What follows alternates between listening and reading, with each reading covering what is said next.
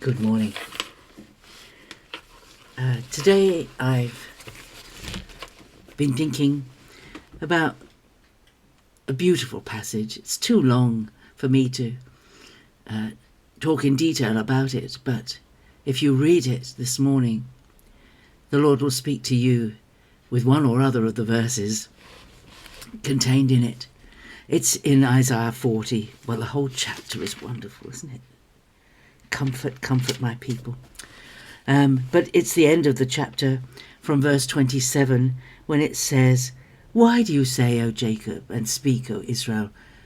And then it's in quotes, "My way is hid from the Lord, and my right is disregarded by my God."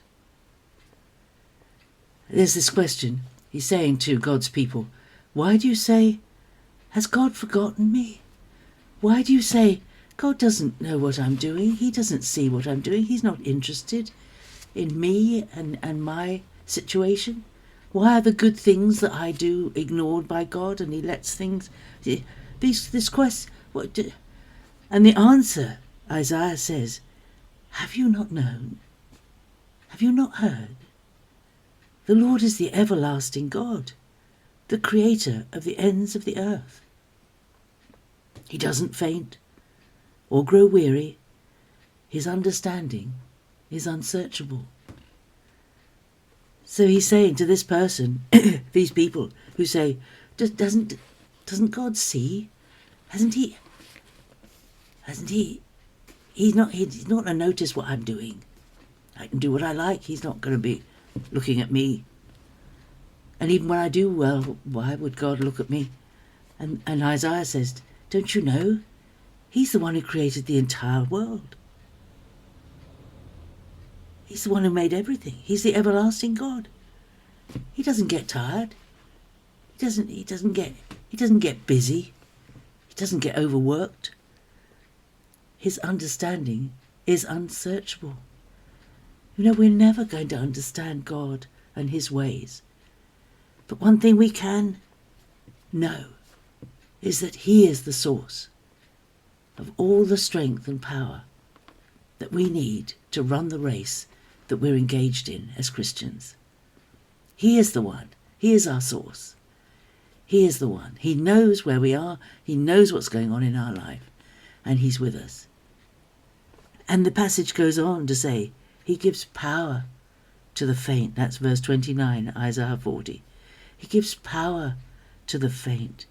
And to him who has no might, he increases strength. Even the youths will faint and be weary, and young men shall fall exhausted. But those who wait on the Lord will renew their strength. They shall mount up with wings like eagles. They shall run and not be weary. They shall walk and not faint. Oh, what wonderful words. He is the source. He is the one who gives strength and ability to those who think they have nothing. To him who has no might, he increases strength. Well, if he's got no might, how can it be increased? But it can be. When we have nothing, even the nothing that we have is transformed by God. There's a thought for the day. When we think we have nothing, even the nothing we have is transformed by God.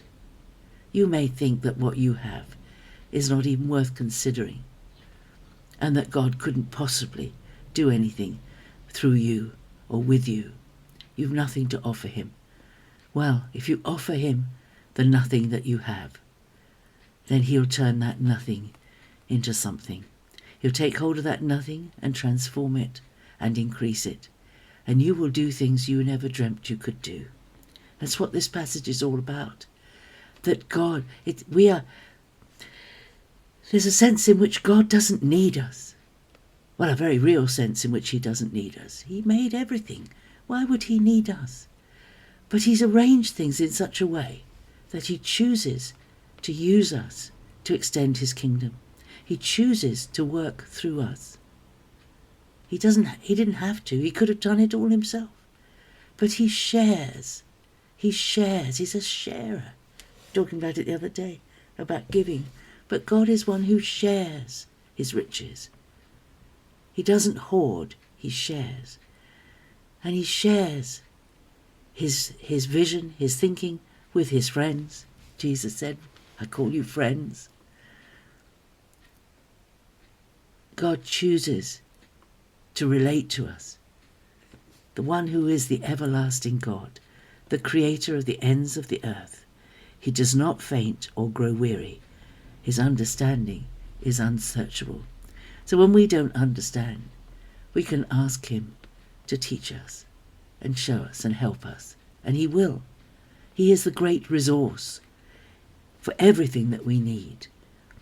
And sometimes we don't get an immediate answer, but if we wait on the Lord, we renew our strength.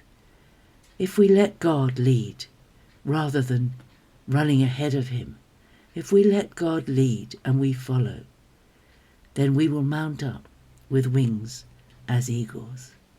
We will run and not be weary. We will walk and not faint. God will give us the resources, all the resources we need to do the things that he's got for us to do. That's my thought for the day. I hope you have a great day. God bless you. And I'll see you tomorrow. Bye-bye.